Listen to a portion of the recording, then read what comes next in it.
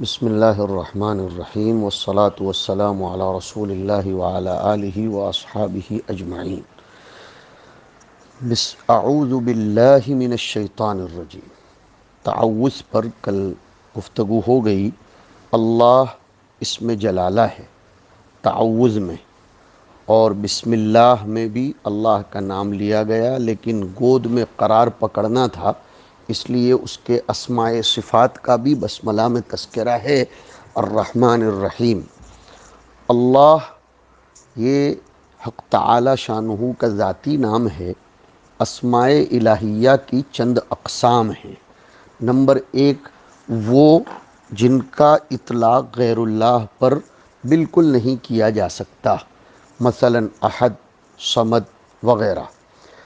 Number دو پر وہ نام ہیں جن کا اطلاق اللہ پر کیا جائے تو حقیقت مراد ہوگی، اور غیر اللہ پر کیا جائے تو شرک نہ مانا جائے بلکہ مجازی معنی مراد ہوگا، جیسے کریم، رحیم۔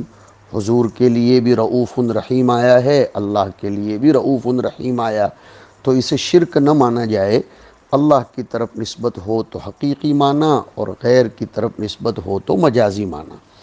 نمبر تین پر بہت سے وہ نام ہیں جن ناموں کا اور ان کی ضد کا اطلاق اللہ پر بیک وقت ہوتا ہے، اسماء متضادہ، جیسے النافع، الضار، المانع، المعطی، الرافع، الخافض۔ نمبر چار، بہت سے وہ نام ہیں جن کی اضداد کا اطلاق غیر جائز ہے خدا کے اوپر، جیسے اسے عالم کہا جائے گا لیکن جاہل نہیں کہا جائے گا۔ نمبر پانچ، بہت سے وہ نام جن کی خدا کی طرف نسبت ہو تو وہ مدح بنیں گے، اور غیر خدا کی طرف نسبت ہو تو وہ عیب بنیں گے، جیسے متکبر، قہار۔ نمبر چھ، کچھ نام ایسے ہیں جن کا مادہ تو قرآن کریم میں موجود ہے، لیکن اس کے مشتق کا استعمال اللہ کی ذات پر ہوتا ہے، جیسے نہیں ہو سکتا اس کے مشتق کا استعمال، جیسے یخادعون اللہ، یہ آیا، لیکن اللہ کو مخادع نہیں کہہ سکتے، اللہ کو خادع اور ماکر نہیں کہہ سکتے، اگرچہ وہ مکر اللہ کہا تو اس کا مادہ قرآن میں موجود ہے، لیکن اس سے اسم کا اشتقاق کر کے ذات خداوندی پر اس کا اطلاق نہیں ہوگا۔ نمبر سات پر بہت سے وہ نام ہیں جن کا اطلاق اللہ پر جائز ہے، مثلا الرحمن۔ نمبر آٹھ، اسماء توقیفیہ محضہ، جیسے واسع، نور، لطیف۔ نمبر نو، جن کا اطلاق خالق اور مخلوق دونوں پر ہوتا ہے، جیسے لفظ شیء، موجود کے معنی میں۔ اور نمبر 10 پر اسم اعظم، بدیع السماوات والارض، یا احد، یا صمد، یا حی یا قیوم، ذو الجلال والاکرام، حنان و منان۔ ابن حجر عسقلانی کا رجحان اگرچہ اسم اعظم کے باب میں الحی القیوم کی طرف ہے۔ اعوذ باللہ من الشیطان، شیطان آسمان اولیٰ میں اس کا نام عابد تھا، پھر زاہد، پھر ولی، پھر عارف، پھر خاشع، پھر خازن، پھر عزازیل، لیکن لوح محفوظ میں اس کی حقیقت کو لکھ دیا جا چکا ابلیس۔ یہ شیطان یا تو مخلوق مستقل ہے، یا پھر بعض علماء کے قول کے مطابق یہ کان من الجن، مخلوق ظلمانی لطیف ناری مقتدر علی اشکال و ہیئات مختلفہ۔ اس کو الگ الگ شکلیں اختیار کرنے پر قدرت دی گئی، اس لیے وہ انسان کے بدن میں بھی گھستا ہے۔ ان الشیطان یجری من الانسان مجری الدم، جیسے ملیریا، ٹائیفائڈ، کورونا وغیرہ کے جراثیم انسان کے خون میں گھسنے پر اللہ نے ان کو قدرت دی ہے، ویسے شیطان بھی مقتدر علی اختیاری اشکال مختلفہ ہے۔ من الشیطان الرجیم، بسم اللہ الرحمن الرحیم کے باب میں علماء معرفت نے لکھا کہ بسملہ کی با کو طویل کر کے لکھو تاکہ ہاتھ پھیلانے کی طرف اشارہ ہو جائے، الصاق طویل ہو، سین کو ظاہر کرو اور میم کو گول کر دو۔ با الصاق استعانت یا تبرک کے لیے ہے، اور اسم کے باب میں آپ پڑھ چکے کہ وہ سمون یا وسمتن سے مشتق ہے۔ بسم اللہ میں با کے نیچے کسرہ رکھنے کی حکمت یہ لکھی کہ کسرہ مختص بالاسم ہے اور وہ امتیاز پر دلالت کرتا ہے، اور با عبودیت اور ذلت پر دلالت کرتی ہے، اس لیے با کے بعد الف کو حذف کر دیا جاتا ہے کہ با اپنے آپ کو گرائے ہوئے ہے اور الف اپنے آپ کو اٹھائے ہوئے ہے۔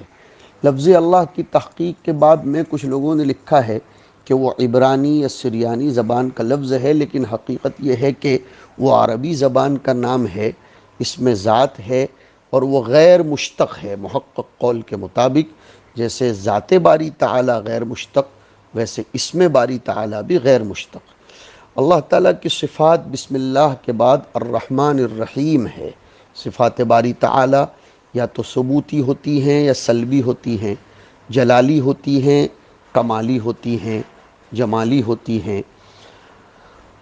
الرحمن الرحیم، رحمت کا مفہوم ذات باری تعالیٰ کے لیے حقیقت ہے یا مجاز، اس میں دو قول ہیں۔ قاضی بیضاوی مجاز کی طرف گئے ہیں اور انہوں نے لکھا ہے بہت سی جگہوں پر یہ قاعدہ آپ کو کام آئے گا کہ المراد النہایات ولیست البدایات، کہ نہایات مراد ہوتی ہیں، بدایات نہیں ہوتی، اس لیے کہ رحم کا پھیلنا، سکڑنا، پھر انفعالی کیفیات کا پیدا ہونا، تأثرات کا آنا، ان سب چیزوں سے ذات باری تعالی مستثنیٰ اور منزہ و مبرہ ہے، اس لیے اب اس کا جو نتیجہ ہوتا ہے وہ مراد لیا جائے گا اللہ کی طرف جب لفظ رحمت کی نسبت کی جائے۔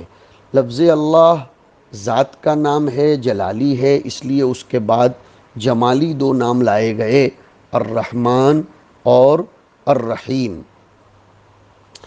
اب ہم دیکھتے ہیں حق تعالی شانہ فرماتے ہیں اعوذ باللہ من الشیطان الرجیم، بسم اللہ الرحمن الرحیم، الف لام میم، ذالک الکتاب لا ریب فیہ ھدی للمتقین، یا ذالک الکتاب لا ریب فیہ ھدی للمتقین۔ الف لام میم ہمارے مصنف کا طرز و منوال ہم نے پہلے سمجھا دیا ہے کہ وہ آیات میں وارد ہونے والے کسی لفظ پر اعتراض ہو تو اس کا دفعیہ کرتے ہیں یا مراد ربانی کو واضح کرتے ہیں۔ تو الف لام میم کے بارے میں قول مختار ہی کو ذکر کیا کہ اللہ اعلم بمرادہ بذالک، کہ اللہ تعالیٰ ہی جانتا ہے کہ اس کے مراد ان متشابہ آیات کے ذریعے کیا ہے۔ قرآن کریم میں دو قسم کی آیتیں ہیں، کتاب احکمت آیاتہ، محکم آیات، هو الذی انزل علیک الکتاب منہ آیات محکمات ہن ام الکتاب واخر متشابہات۔ اب اس آیت سے تو یہ پتہ چلتا ہے سورہ آل عمران کی پہلی آیت سے کہ کچھ آیتیں محکمات ہیں اور کچھ آیتیں متشابہات ہیں، اور ایک طرف پورے قرآن کو احکمت آیاتہ فرمایا اور اللہ نزل احسن الحدیث کتابا متشابہا، پورے قرآن کو متشابہ فرمایا۔ کوئی تعارض نہیں ہے، جہاں پورے قرآن کو محکم اور پورے قرآن کو متشابہ بتایا وہاں کوئی تعارض بئی معنی نہیں کہ لغوی معنی مراد ہے۔ محکم من الاحکام لا یأتیہ الباطل من بین یدیہ ولا من خلفہ، پورا قرآن اس معنی کر متصف ہے، اور متشابہ من التشابہ فی حسن البلاغت والاعجاز، تو پورا قرآن اس طرح ایک دوسرے کے مشابہ ہے، تمام آیات اعجاز میں، وجوہ بلاغت میں بالکل ایک دوسرے کے مشابہ ہیں۔ اور جہاں چند آیات کو محکم، چند کو متشابہ بتایا، وہاں اصطلاحی معنی مراد ہے۔ محکم یعنی جس کی تأویل، جس کی حقیقت اور جس کی تفسیر واضح ہو، اور متشابہ جس کو خفی المراد رکھا گیا ہو، جن میں سے سور قرآنیہ کے آغاز میں بہت سی جگہ یہ جو حروف مقطعات آئے، اسی طریقے سے وَيَبْقَى وَجْهُ رَبِّكَ يَوْمَ يُكْشَفُ عَنْ سَاقٍ يَدُ اللَّهِ، اس طرح کی آیات کو علماء سلف نے متشابہ مانا ہے۔ حروف مقطعات کا مجموعہ بعض لوگوں نے لکھا نص حکیم قاطع لہ سر، اس میں حروف مقطعات آ جاتے ہیں اور جواب بھی آ جاتا ہے۔ نص حکیم قاطع لہ سر، حکیم قاطع نے ایسے کلمات فرمائے ہیں جن میں کوئی نہ کوئی سر اور راز پایا جاتا ہے۔ وہ غیر معلومۃ المعنی ہمارے نزدیک ہیں، پھر بھی ان کو ذکر کرنے کا راز بندوں کے انقیاد و ایمان کا امتحان لینا۔ اسی لیے تو فرمایا کہ اما الراسخون فی العلم یقولون آمنا به کل من عند ربنا۔ اس میں اور بھی اقوال ہیں بیان اعجاز کے لیے، حسن ابتدا کے لیے وغیرہ وغیرہ، لیکن آن لائن میں اختصار کے پیش نظر ہم ان سب کو ترک کیے دیتے ہیں۔ قرون اولیٰ کے لوگ فارغ اور سالم تھے صدور کے فتنوں سے، اس لیے انہوں نے اس کی کسی توجیہ میں جانے کی ضرورت محسوس نہیں کی، انہوں نے اس کو اپنے ظاہر پر چھوڑ دیا، اور یہی قول احوط اقرب الی الایمان ہے کہ یہ کہہ کر ہتھیار ڈال دیے جائیں وما اوتیتم من العلم الا قلیلا۔ تو الف لام میم اللہ اعلم بمرادہ بذالک، ذالک الکتاب لا ریب فیہ، یہ کتاب ہے، یہ کتاب ہے یعنی قرآن کریم، جس کے منزل من اللہ ہونے میں کوئی شک شبہ نہیں ہے۔ ہم چونکہ تفسیر پڑھتے ہیں اس لیے ترجمے میں بھی ہم لفظ کی تحت اللفظ رعایت نہیں کریں گے، مرادی ترجمہ کرنے کی عادت ہے جلالین میں۔ تو اس کتاب کے منزل من اللہ ہونے میں کوئی شک نہیں ہے۔ ایک تو اس کی صفت یہ بیان کی کہ یہ بغیر شک کی حقیقت ہی حقیقت پر مشتمل کتاب ہے، اور دوسری صفت بیان کی ھدی للمتقین، جب اس میں کوئی شک ہی نہیں ہے، یہ اوریجنالٹی سے متصف ہے، تو جو لوگ تقوی کی راہ پر گامزن ہونا چاہتے ہیں ان کو اسی میں شفا ملے گی بشکل ہدایت۔ مصنف فرماتے ہیں ذالک ای ھذا، ذالک کو ھذا سے تعبیر کیا، ترجمہ بھی ھذا کا ہی ہوتا ہے، تو سوال یہ پیدا ہوتا ہے کہ ذالک کو ھذا سے تعبیر کرنے کی حکمت کیا ہے؟ ہمارے مصنف نے بہت اچھا جواب آگے لکھا ہے، والاشارۃ بھذا، بہ یعنی بھذا للتعظیم، یہ بلاغت کے قبیل کی بات ہے کہ اہل عرب کے یہاں اگر کوئی چیز قریب ہو لیکن وہ عظمت شان سے متصف ہو تو اس کو ذالک، اس میں اشارہ بعید سے، کہاں میں اور کہاں نکہت گل نسیم صبح تیری مہربانی، ہم جلسوں میں بھی کبھی صدر محترم ہمارے سامنے بالکل ہمارے قریب موجود ہوتے ہیں لیکن کہتے ہیں آن جناب سے درخواست ہے کہ وہ تشریف لائیں۔ یہ عظمت کی طرف اشارہ کرنے کے لیے اس طرح تعبیر کیا جاتا ہے۔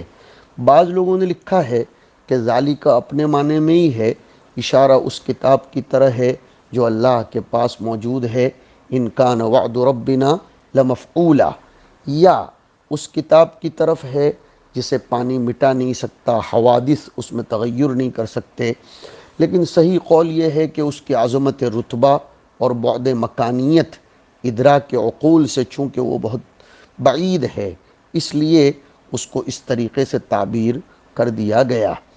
لا ریب فیہ، اس کے منزل من اللہ ہونے میں کوئی شک نہیں، اس کے تمام مطالب مبرہن ہیں، عقل سلیم کے بالکل مطابق اور یقینی ہیں، ظنی اور تقلیدی نہیں ہیں، اس لیے اس میں کوئی شک نہیں کیا جا سکتا۔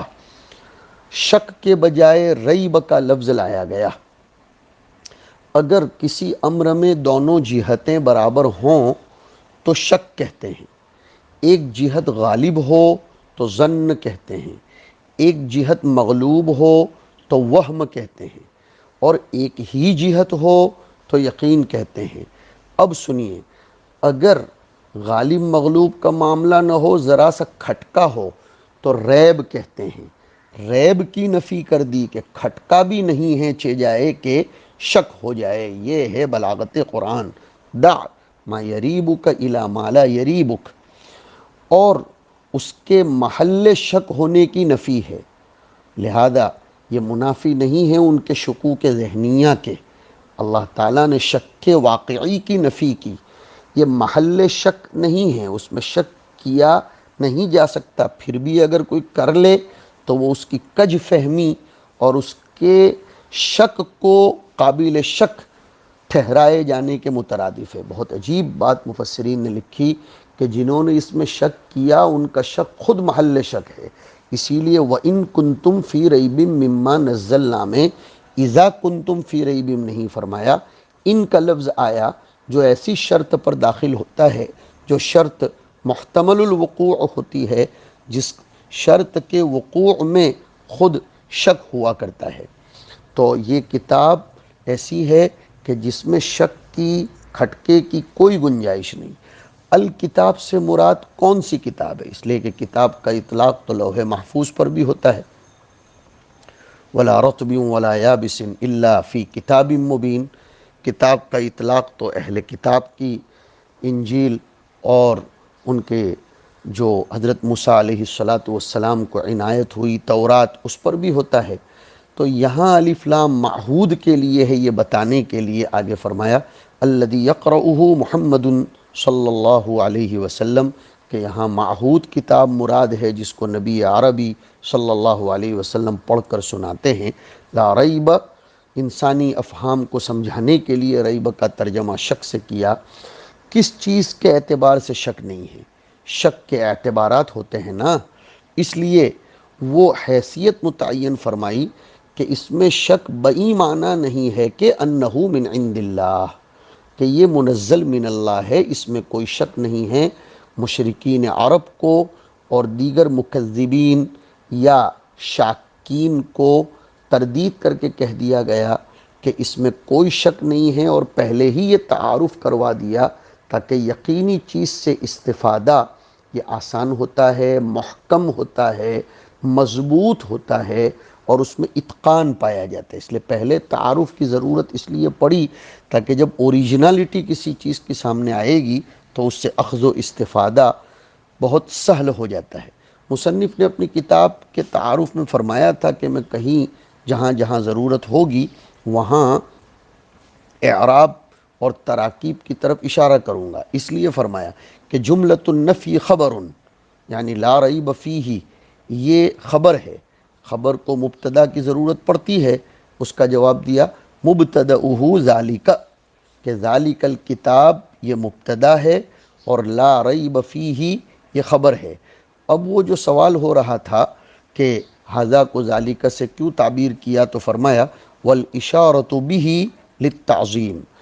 پہلا تعارف تو لا ریب فیہ کا تھا، اب دوسرا ھدی للمتقین، یہ ترکیب میں ھدی ذالک الکتابوں کی خبر ثانی بن رہی ہے۔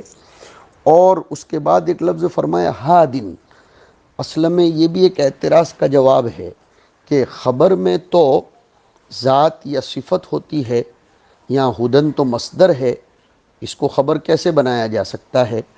تو زید عدل کے قبیل سے مبالغہ پیدا کرنے کے لیے ہادن کو ہدن سے تعبیر کر دیا گیا۔ ہدی للمتقین ای ہادل للمتقین، کہ یہ متقیوں کے لیے سراپا ہدایت ہے۔ سوال پیدا ہوتا ہے کہ متقی جب متقی ہیں تو ان کے لیے ہدایت کا مطلب کیا؟ یہ تو تحصیل حاصل ہوا جب وہ متقی ہیں۔